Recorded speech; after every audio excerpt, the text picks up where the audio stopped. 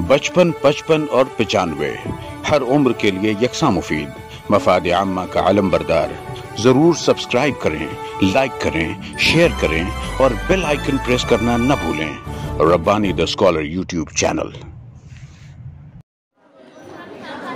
अजीज तलबात कहने के बाद भी अभी पीछे कुछ बच्चे शोर कर रहे हैं। अगर वो जाना चाहते हैं तो चले जाएं, नहीं तो खामोशी से बैठे रहें। खामोशी नहायत ज़रूरी है। मैं नहायत अदब व एहतराम से मोहतरमुल मुकाम अब्दुल हलीम फैज़ी साहब उम्मीद.com के बानी उन्हें मदऊ कर रहा हूँ, तशरीफ़ लाएँ और अपने ज़रूरी ख्यालात से हमें नवाजें। मोहतरमुल मुकाम अब्दुल हलीम फैज़ी साहब। अल्हम्दुलिल्लाह रब्बिल आलमीन, रब्बि इश्रह ली सदरी व यस्सिर ली अमरी वहलुल उक़दतम मिन लिसानी यफ़क़हू क़ौली। आज की इस तकरीब के सदर जनाब डॉक्टर मंजूर हसन अय्यूबी साहब, उस्तादुल असातिज़ा जनाब फिरोज़ बादशाह सर, दूसरे गेस्ट जो स्टेज पर बैठे हैं और अज़ीज़ तलबा व तालिबात जो एक ख्वाब लेके यहाँ पर आए हुए हैं। मैं आज कुछ 3-4 चीज़ें आप लोगों के सामने गोश गुजार करना चाहता हूँ, बहुत मुख्तसर के साथ में। वक्त बहुत ज़्यादा हो चुका है, लेकिन उससे पहले मैं डॉक्टर साहब को और मालेगांव एजुकेशन फोरम के तमाम जिम्मेदारान को दिल की अमीर गहराइयों के साथ उनको मुबारकबाद देता हूँ, अपनी नेक ख्वाहिशात का इजहार करता हूँ, अपनी दुआओं से नवाजता हूँ कि अल्लाह ताला आप तमाम लोगों को, डॉक्टर साहब, उनकी टीम और आप जो 20 लोग आज मुंतखब हो गए, उन तमाम लोगों को अल्लाह ताला कामयाबी अता फरमाए। और ये जो मकसद लेके चल रहे हैं डॉक्टर साहब और उनकी टीम, 2006 जब कैसर अब्दुल हक मालेगांव के पहले IAS ऑफिसर बने, तो जो गैप है इंशाअल्लाह 2032 में मुख्तार सर यहाँ बैठे हुए हैं, वो ख्वाब इंशाअल्लाह पूरा होगा। मोहतरम हाज़रीन, 4 बातें मैं आप लोगों के सामने गोशगुजार करना चाहता हूँ। पहली बात यह है कि why representation of Muslims in civil services is very low. Civil services के अंदर मुसलमानों का तनासुब बहुत ज़्यादा कम क्यों है? ये यकीनन है। अगर थोड़ा सा जायजा लें हम लोग पिछले 10 सालों का, मैं तकरीबन 2008 से इसको ट्रैक कर रहा हूँ, तो निस्बतन जो रिजल्ट है 3% जो पास होते हैं, 3% जो सिविल सर्विसेज के अंदर पास होते हैं, मुसलमानों का तनासुब 3 से 3.5% तक होता है। पिछले 10 साल के रिकॉर्ड की बात कर रहा हूँ। अब अगर उसकी वजूहात के बारे में बात करें और तनासुब क्या ये सही है उसके बारे में बात करें, तो मुसलमानों की आबादी अगर हम लोग हिंदुस्तान में देखें तो तकरीबन 14% है। गवर्नमेंट के रिकॉर्ड के हिसाब से तकरीबन 14% है। उसके हिसाब से हमारा तनासुब उससे ज़्यादा होना चाहिए। तो मुसलमानों का जो तनासुब है उसकी कमी के लिए मुख्तलिफ वजूहात पेश की जाती है। यकीनन वो जो रीजंस हैं, these reasons are also very important, लेकिन जो मैं आप लोगों के सामने गोशगुजार करना चाहता हूँ, जो एक रीज़न के तरफ में निशानदेही करना चाहता हूँ, वो मुसलमानों का एग्ज़ाम में शमूलियत है।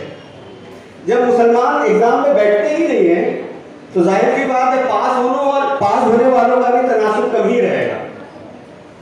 ऐसा कोई रिकॉर्ड और ऐसा एनालिसिस नहीं है कि 2-2.5 लाख लोग जो IAS और सिविल सर्विसेज के अंदर शरीक होते हैं उसके अंदर मुसलमान कितने हैं, ये तनासुब नहीं है। लेकिन एक अंदाज लगाने के लिए मैं आपको 2021 जो लास्ट टाइम जो रिजल्ट सिविल सर्विसेज एग्जाम हुआ था, उसका एक डेटा मैं पेश करना चाह रहा हूँ कि जो रिटन एग्जाम के अंदर जो पास हुए थे डॉक्टर साहब, UPSC के जो रिकॉर्ड है उसके हिसाब से 1823 बच्चे पास हुए थे पूरे हिंदुस्तान से रिटन एग्जाम। 1823 बच्चे पास हुए थे तकरीबन 2-2.5 लाख से, and they were qualified for interview and they were called for personal interview.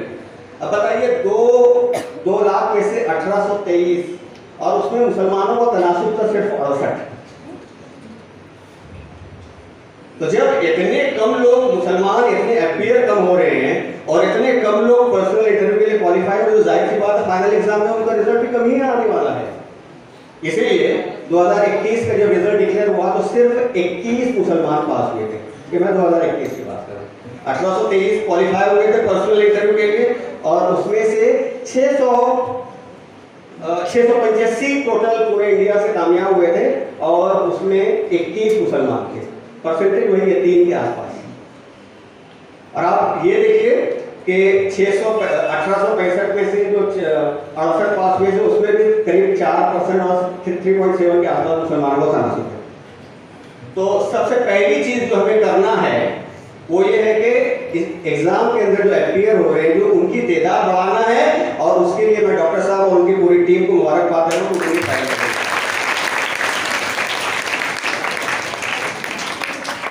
मेरा यकीन है कि जब तनासुब मुसलमान जो अपीयर हो रहे सिविल सर्विसेज में, जब उनकी तादाद बढ़ेगी तो पास होने वालों की तादाद यकीनन बढ़ेगी इंशाअल्लाह।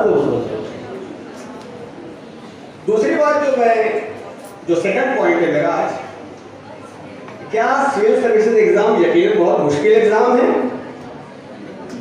होगा, लेकिन मैंने जहां तक जायजा लिया है, मुझे इस एग्जाम में दूसरे इम्तिहानात से जब उसका कंपेयर करते हैं तो दोनों में कोई बहुत ज्यादा फर्क महसूस नहीं हुआ, और ये मैं बहुत दावे और एक बहुत डीप तज्जिया और एनालिसिस के बाद ये कह रहा हूं। अगर आप देखेंगे कि सिविल सर्विसेज के अंदर जो IAS और IPS जो बन रहे हैं उमूमन वो आर्ट्स और ह्यूमैनिटीज से आते हैं, और आर्ट्स और ह्यूमैनिटीज में कौन से बच्चे जाते हैं आप तमाम लोगों को मालूम है। जो निस्बतन कमजोर तस्वुर किए जाते हैं वो आर्ट्स और ह्यूमैनिटीज में जाते हैं। साइंस में जो जाते हैं जिनको डॉक्टर्स बनना होता है, इंजीनियर्स बनना होता है, जो निस्बतन टफ कैरियर माना जाता है, उसके अंदर साइंस में बच्चे जाते हैं। और जब एक साइंस का बच्चा जब UPSC में जाता है तो वो टॉप करता है। उसकी मिसाल हमारे सामने डॉक्टर फैसल है, जिन्होंने 2010 में पूरे इंडिया के अंदर टॉप किया। आपको अपने दिमाग में से ये बात निकाल देना चाहिए कि ये इम्तिहान बहुत ज्यादा टफ है। ठीक है, एग्जाम है, जब हमारे बच्चे नीट और JEE को बहुत आसानी से पास कर लेते हैं, क्रैक कर लेते हैं, तो मुझे नहीं लगता है कि उनके लिए भी UPSC बहुत मुश्किल साबित होगा। अवेयरनेस की कमी थी, उसके लिए डॉक्टर साहब और उनकी टीम ने लीड लिया है, उन्होंने शुरुआत की है। इंशाल्लाह अवेयरनेस जब बढ़ेगा तो इंशाल्लाह वो भी काम होगा। और दूसरी चीज इसी एग्जाम के ताल्लुक से जब अगर आप देखेंगे कि एग्जाम तैयारी चाहता है, अगर कोऑर्डिनेटेड एफर्ट्स लेंगे आप, ठीक तरीके से अगर उसकी तैयारी करेंगे, तो मैं नहीं समझता कि आप उसके अंदर नाकाम होंगे। साइंस के बच्चे अगर उसके अंदर जाते हैं तो जरूर वो पास होंगे। तीसरा जो पॉइंट मैं यहाँ पे आप लोगों के साथ में शेयर करना चाहता हूँ कि क्या मुसलमानों का रिप्रेजेंटेशन बढ़ने से हमारी कम्युनिटी का जो डेवलपमेंट है या उसके ऊपर उसका इम्पैक्ट क्या होगा, बहुत ज़्यादा असरअंदाज होगा। क्योंकि 2006 के बाद, 2007 के बाद, 2008 के बाद जब दहशतगर्दी के मामला जब बहुत ज़्यादा तेज़ी से ये सारे मामला आने लगे थे, तो उस वक्त एहसास हुआ कि मुसलमानों का रिप्रेजेंटेशन होना चाहिए। और मैं आपको बताऊं, बात लंबी हो जाएगी, मैं जब US गया 2010 में, अमेरिका गया, तो वहाँ पर भी मुसलमानों का रिप्रेजेंटेशन गवर्नमेंट के अंदर बहुत कम था। और ये चीज़ मैंने उन लोगों के साथ में डिस्कस की, तो तब ये मालूम पड़ा कि वहाँ पे मुसलमानों का रिप्रेजेंटेशन इसलिए कम है कि वहाँ के जो मुस्लिम्स हैं वो या इंडिया के हों या पाकिस्तान के हों या बांग्लादेश के हों या किसी भी कंट्री के हों, वो लॉयर और डॉक्टर्स बनते हैं जो अमेरिका के अंदर सबसे हाईएस्ट लेवल का कैरियर माना जाता है। उन्होंने उसकी तरफ ध्यान ही नहीं दिया। इसी तरह इंडिया के अंदर जब हमने मुसलमानों का जायजा लिया और जब उसका रिसर्च किया तो ये मालूम पड़ा कि ज्यादा तादाद जो UPSC और सिविल सर्विसेज के अंदर जाने वाले लोगों की है वो उत्तर प्रदेश और बिहार से वो लोग आ रहे हैं। अब देखिए वो डेटा है बिहार। अब जब और ज्यादा आपने जब उसका ध्यान नहीं उसके ऊपर, तो मालूम पड़ा कि चूंकि बिहार और उत्तर प्रदेश के अंदर रोजगार के मौके कम हैं, इंडस्ट्रीज और सनअत वगैरह कम है, इसीलिए वो UPSC और सिविल सर्विसेज की तरफ जाते हैं। महाराष्ट्र में आप देखेंगे, गुजरात के अंदर आप देखेंगे, चूंकि वहाँ का जो मिजाज है लोगों का वो सनअत और इंडस्ट्री की तरफ है, इसलिए वो इंडस्ट्रियलिस्ट बनना चाहते हैं, यूपीएससी और सिविल सर्विसेज के अंदर नहीं जाना चाहते। लेकिन चूंकि अब हमें उसका एहसास है कि एक अच्छे सनअतकार, एक अच्छे डॉक्टर और एक अच्छे इंजीनियर के साथ साथ में हमारी कौम को एक अच्छा आईएएस ऑफिसर भी होना चाहिए, इसलिए हमें उसको कोशिश करना है।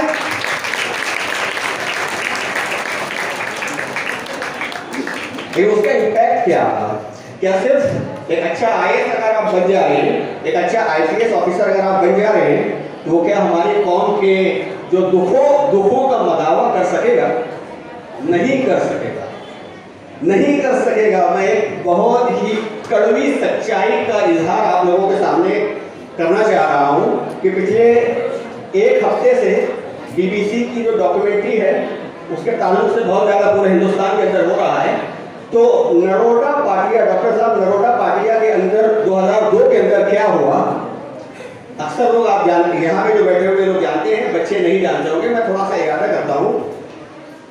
तकरीबन 3500 मुसलमानों का कत्लेआम हुआ उन फसादात के अंदर, लेकिन एक पर्टिकुलर वाक़े का जिक्र आरपी श्री कुमार, जो उस वक्त गुजरात में additional director general of police थे गुजरात के, उन्होंने अपनी किताब में एक वाक़े का जिक्र किया है कि नरोडा पाटिया में तकरीबन 500 सताए हुए मुसलमान, जिनके अंदर बहुत बड़ी तादाद ख़वातीन और लड़कों बच्चों की थी, वो एसआरपी कैंप के बाहर खड़े हुए थे। और उस एसआरपी कैंप का जो हेड था उसने आरपी श्री कुमार को फोन किया कि हालात ऐसे हैं, तकरीबन 500 मुसलमान गेट के बाहर खड़े हुए, मैं क्या करूं? बहैसियत एडीजीपी उन्होंने रिटर्न फैक्स किया, ऑर्डर दिया कि आप एसआरपी कैंप का दरवाजा खोल लीजिए और सारे मुसलमानों को जितने हैं उनको अंदर ले लीजिए। उस एसआरपी कैंप का जो हेड था आईपीएस ऑफिसर, उसका नाम था खुर्शीद अहमद। उसका जो डिप्टी था उसका नाम था कुरैशी। आईपीएस ऑफिसर खुर्शीद जो थे, उसकी बीवी का नाम था आईएएस ऑफिसर शमीना हुसैन। श्री कुमार जी लिखते हैं कि वो तैयार नहीं हुए, हालात कुछ ऐसे थे। वो लिखते अपनी किताब में, उन्होंने कहा कि मैं आपको रिटर्न ऑर्डर दे रहा हूं कि और फ्यूचर में अगर आपके ऊपर कोई भी ऑब्जेक्शन आया तो आपको खाली ये रिटर्न ऑर्डर बताना है कि मैंने डीजीपी के ऑर्डर के ऊपर इन लोगों को यहाँ पे पनाह दी है और आप लोगों के ऊपर कोई ऑब्जेक्शन, कोई एतराज इंशाअल्लाह नहीं आएगा। श्री कुमार लिखते हैं कि उन्होंने मेरी ऑर्डर की तामील नहीं की और 150 से 200 से ज्यादा मुसलमानों का कत्लेआम नरोडा पाटिया के अंदर। ये बताने का मकसद मेरा ये है कि मुसलमानों का रिप्रेजेंटेशन बढ़े, वो हमारे दुखों का मदावा नहीं कर सकता है। इसीलिए मैं डॉक्टर साहब और उनकी टीम से ये दरख्वास्त करता हूं कि आप सिर्फ आईएएस ऑफिसर नहीं बनाएं, वो आईएएस ऑफिसर ऐसे बनाएं, आज उनके दिमाग में ये बात आपको डालना है कि आगे चल के आप किस तरीके से काम करें। आज जिस दौर से मुसलमान गुजर रहे हैं, हमें इंजीनियर्स और डॉक्टर्स और सनअतकार और आईएएस और आईपीएस इसकी जरूरत नहीं है। हमें अच्छे आईएएस ऑफिसर की जरूरत है, अच्छे डॉक्टर की जरूरत है, एक अच्छे इंजीनियर की जरूरत है, जिनके दिमाग में, और यहाँ पे हमारे पास ऐसी कौमें हैं, ऐसे लोग हैं जो अपने दिमाग में, जिनको बचपन से ये बात डाली जाती है कि बड़े होकर आपको अपने करियर के साथ में अपने कौम के लिए काम करना है। इतना मुख्तसर इतनी बातें कहकर मैं एक मरतबा फिर डॉक्टर साहब और उनकी टीम को मुबारकबाद देता हूँ। आप तमाम लोगों को नेक ख्वाहिशात का इजाज़त करता हूँ। शुक्रिया। बचपन, 55 और 95 हर उम्र के लिए यकसा मुफीद। मफाद आम्मा का अलमबरदार। जरूर सब्सक्राइब करें, लाइक करें, शेयर करें और बेल आइकन प्रेस करना न भूलें। Rabbani the scholar YouTube channel. Rabbani the scholar YouTube channel इल्मी, अदबी, दीनी, मिली, समाजी, सकाफती, तहजीबी, फलाही, तिब्बी, फ़न्नी, माशी, तिजारती, माशरती, इंतज़ामी, इनकलाबी, तहरीकी, तहकीकी, तकनीकी, तफ्तीशी, तामीरी, तालीमी व मालूमाती यूट्यूब चैनल ज़रूर सब्सक्राइब करें, लाइक करें, शेयर करें और बेल आइकॉन प्रेस करें। Rabbani the scholar YouTube channel.